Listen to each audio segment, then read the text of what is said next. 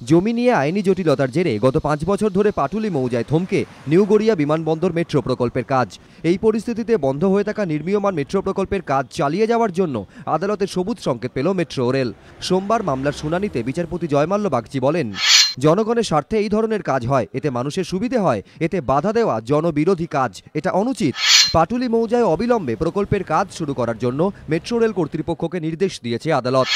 New Garia বিমানবন্দর metro প্রকল্পের জন্য 2011 সালে পাটুলি মৌজায় প্রায় 21 কাঠা জমি অধিগ্রহণ করে মেট্রো রেল কর্তৃপক্ষ, কিন্তু অধিগৃহীত জমির মালিকানা দাবি করে নিম্ন আদালতে মামলা করে স্থানীয় একটি সংগঠন। প্রকল্প চালু করতে কয়েক মাস আগে হাইকোর্টে যায় মেট্রো কর্তৃপক্ষ।